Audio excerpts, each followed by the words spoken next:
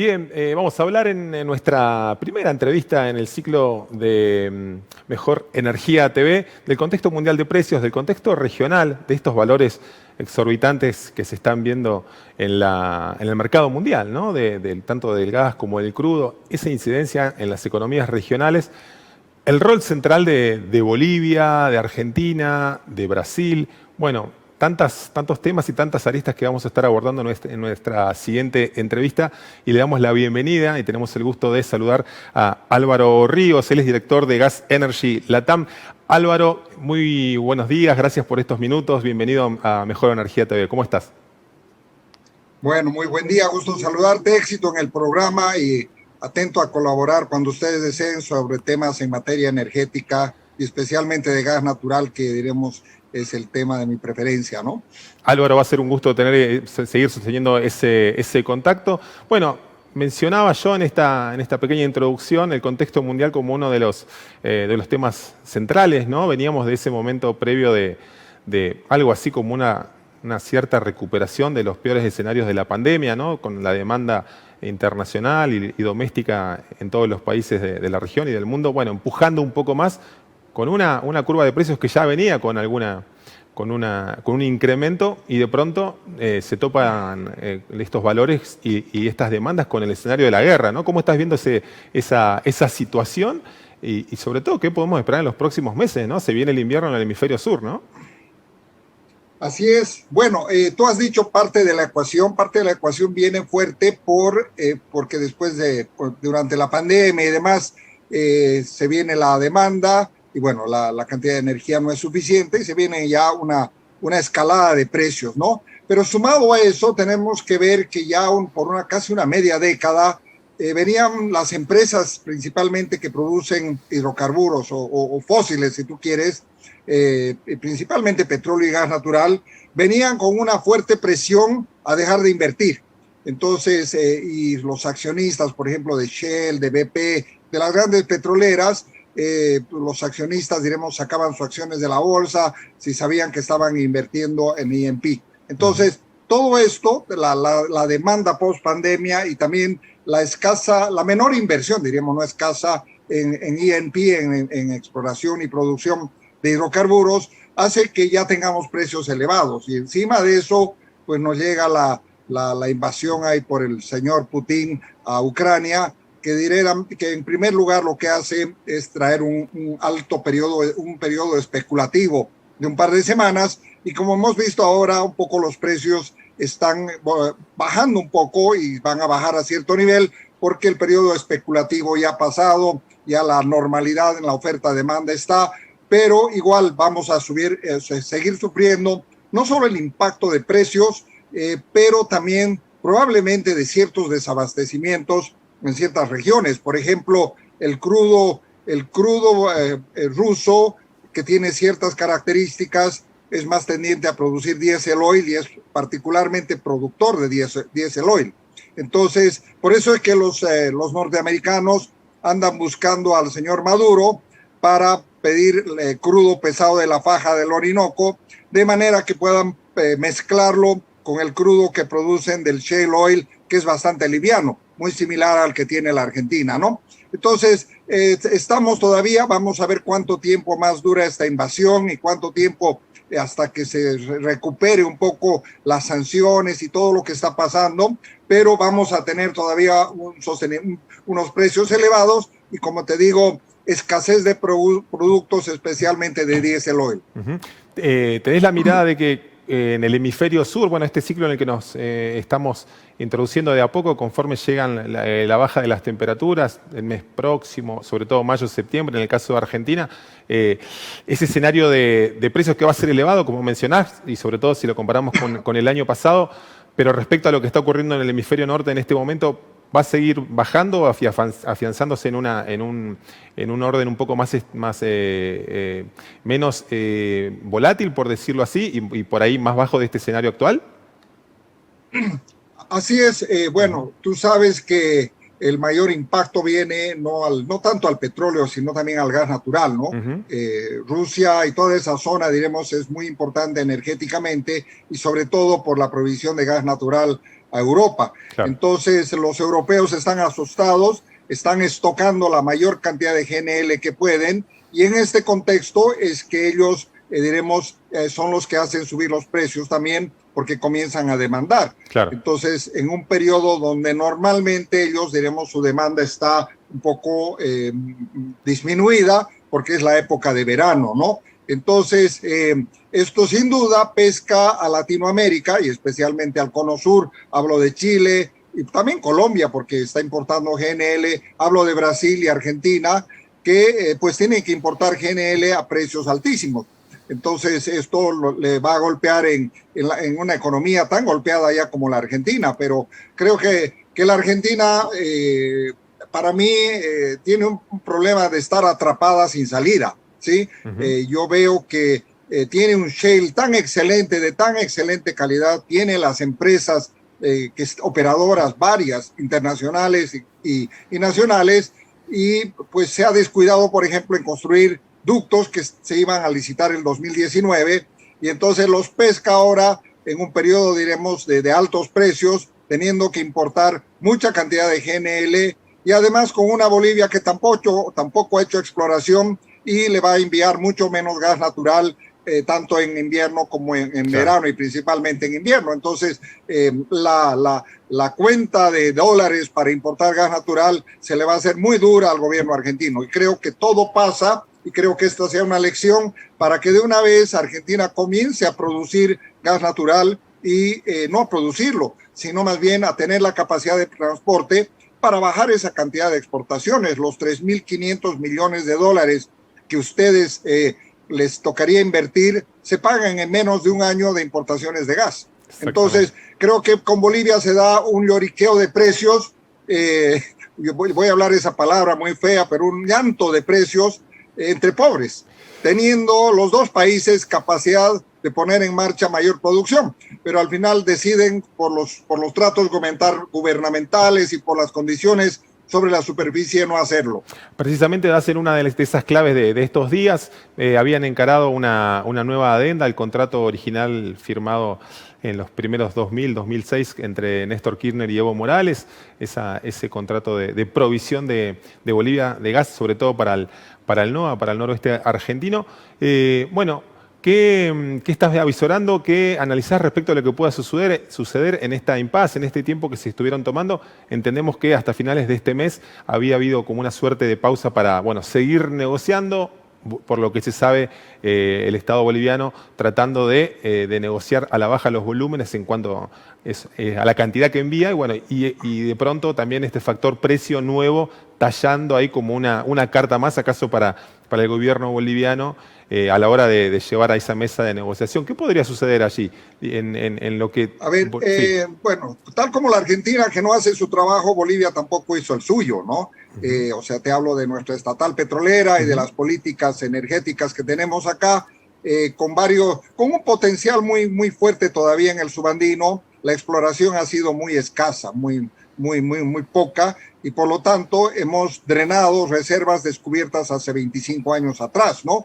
El 2014, para darte una idea, 2012, 2013, 2014, Bolivia tenía una capacidad de producción de 61 millones de metros cúbicos día, y podía exportar 30 a Brasil sin ningún problema, y le podía exportar 17 y 18 a la Argentina sin ningún problema, ¿sí? En este momento, la capacidad de exportación que tiene son 20 a Brasil, ya ha bajado 10, y está eso en un contrato establecido, y yo creo que máximo le quedan de 8 a 10, máximo jalando mucho en invierno, le podrá enviar 10 a la Argentina. O sea que eso es con el gas que van a contar este año. El próximo año y los subsiguientes años vamos a tener menor cantidad. Entonces, creo que negociar sobre las reservas probadas, desarrolladas, es lo que sobre la base es que hay que negociar este contrato, y de ahí hay que darle de una vez una previsibilidad hasta el 2026. Eso de que estén negociando 24 horas al día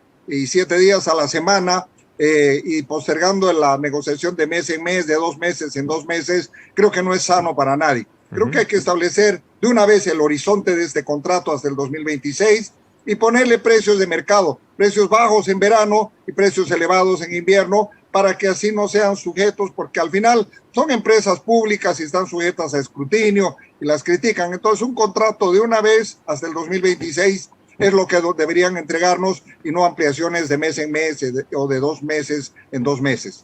Álvaro, mencionabas recién, bueno, eso de los deberes que debió hacer, digo, que hace que debieran haber hecho todos los países de la región a la hora de posar la mirada sobre los deberes que no habría o no hizo, según tu mirada, Bolivia. Hablas de, bueno, temas vinculados a la exploración, a las inversiones. ¿Qué tanto más puede suministrar Bolivia respecto a lo que se sabe geológicamente del análisis de ese escenario? ¿Qué rol podría estar ocupando en la región? Digo, si es sostenible mejorar una performance como la actual en el futuro, o ya dio lo mejor el gas de Bolivia.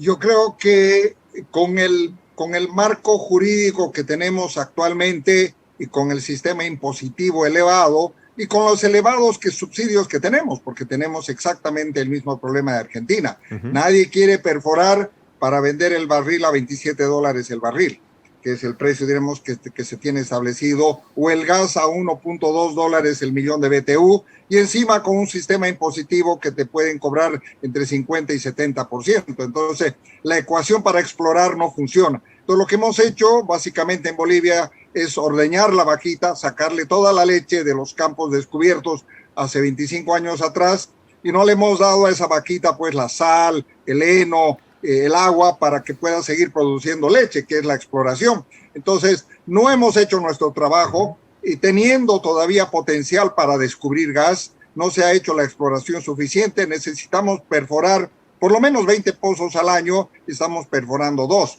Entonces nos han salido algunos secos y bueno, la producción está en plena caída. Y en este contexto es que quiero decir que los latinoamericanos somos nostálgicos. Argentina tiene mucho gas en Vaca Muerta, Bolivia tiene mucho gas por descubrir, Brasil tiene gas en el presal, y ninguno de los 3 países pues puede hacer esa ecuación para integrarse con ductos que están construidos. O sea, hay una infinidad de ductos que cruzan nuestras fronteras y la integración energética que tanto claman es una quimera, ¿no? Y bueno, y resulta que terminamos importando GNL del imperio a precios del imperio al que tanto queremos, ¿no? Porque los queremos muchísimo, pero el imperio nos va a importar GNL al precio de mercado, que diremos con marcadores de Europa y de Asia en particular. Pues la cuenta se nos hace grande teniendo tanto gas bajo el subsuelo. Creo que da ganas de llorar un poco y a mí me da mucha pena las políticas energéticas que estamos manejando y cómo no usamos infraestructura existente, porque déjame decirte que si Argentina hubiera hecho sus ductos, en este momento estuviera ganando, no solo estuviera mandando gas al norte de Argentina, sino también la estuviera mandando al norte de Chile, y por qué no hasta el Brasil, utilizando capacidad ociosa en los gasoductos bolivianos. Están construidos, están vacíos y no estamos haciendo nuestro trabajo de pues poner el gas en nuestro mercado y estamos importando GNL carísimo, que es, diremos, una contradicción y pues toda una aberración económica para nuestros países, ¿no? Álvaro, una pregunta respecto a eso que vos estás mencionando, el vínculo de Argentina y las posibilidades de Vaca Muerta con Brasil.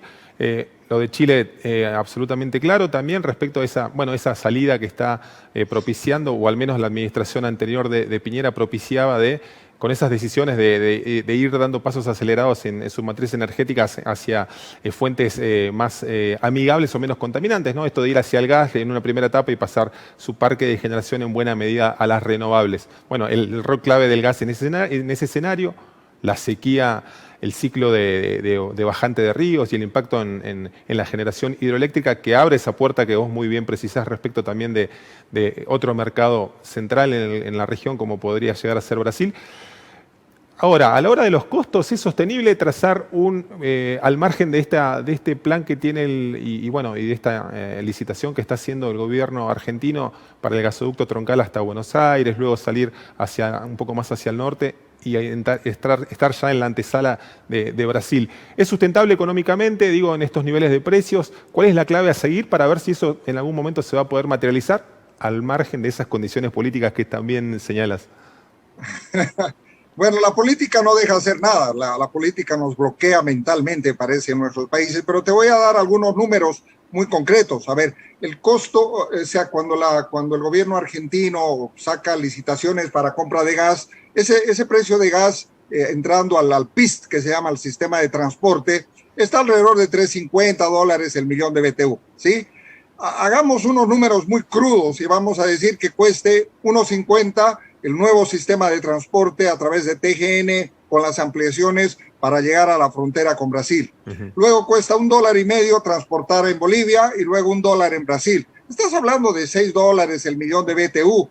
Brasil está comprando GNL hace mucho tiempo por encima de los 10, 12, 15 dólares el millón de BTU para abastecer su mercado interno. O sea que no hay dónde perderse. Los gasoductos están hechos, están depreciados. En Bolivia hay capacidad y creo que la solución regional del abastecimiento de gas de los próximos 15, 20, 30 años pasa por desarrollar Vaca Muerta y también utilizar los ductos bolivianos que están quedando vacíos. El sistema boliviano en este momento puede transportar 10 millones de metros cúbicos al Brasil sin ningún problema en un mercado que está en expansión, en apertura, sediento y tiene que traerlo del imperio, como te digo, y a mí me da una pena que protestemos contra el imperio, pero el imperio es tan hábil que es el mayor exportador de gas y también debería hacerlo la Argentina, no regionalmente, debería tener 3 plantas de GNL exportando gas al mundo en vez de estar importando GNL. Bueno, son un poco las aberraciones que de nuestra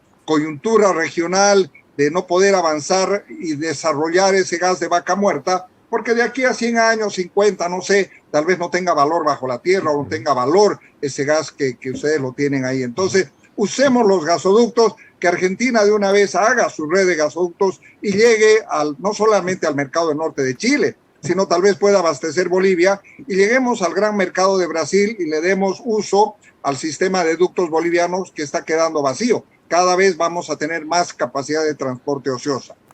Álvaro, nos quedaríamos horas hablando de estos temas junto a vos. Muchísimas gracias por este contacto, por tu tiempo y por la claridad y los conceptos que nos ayudan a comprender un poco más estas particularidades que estamos atravesando y bueno, esa mirada sobre la actualidad y sobre el futuro. Muchísimas gracias. Así es, vamos a cruzar los dedos de las manos y de los pies para que construyan los ductos porque creo que esa es la solución regional. ¿Okay? Un saludo grande y hasta la próxima. Un abrazo, muchísimas gracias. Bueno, ahí escuchaban, Álvaro Ríos, una voz autorizada a la hora de analizar el mercado del gas, el escenario, la coyuntura mundial, bueno, muy claro, ¿no? Muy claro respecto a la situación del gas en Argentina, del gas en Brasil, del gas en Bolivia, bueno, esos dilemas que nos hacen afrontar un escenario complejo en lo que viene, ¿no? A la vuelta de la esquina tenemos la llegada del invierno, la baja de las temperaturas, esa mayor demanda en el mercado doméstico en el país que, bueno, le agrega, como si hiciera falta a la economía argentina y al escenario político local, bueno, una variable central a la hora de saber si Argentina cómo va a afrontar esa demanda de dólares adicionales en lo que viene, ¿no? 3.500, 4.000, 5.000 millones de dólares aventuran algunos que podría estar costando la factura del gas que va a requerir el país y que llega a través de barco, ¿no? De gas natural licuado, GNL, hay esos enormes buques que quedan aprovisionando, que llegan a los puertos de Escobar, de Ingeniero White, y luego son, esos volúmenes de gas que son regasificados también en barcos, ¿no? Que son la puerta de entrada a los tendidos a los que nos llega el gas de Vaca Muerta. Bueno, así pasaba nuestra primer entrevista en Mejor Energía TV, Álvaro Ríos, el director de Gas Energy Latam, que nos daba todos estos conceptos.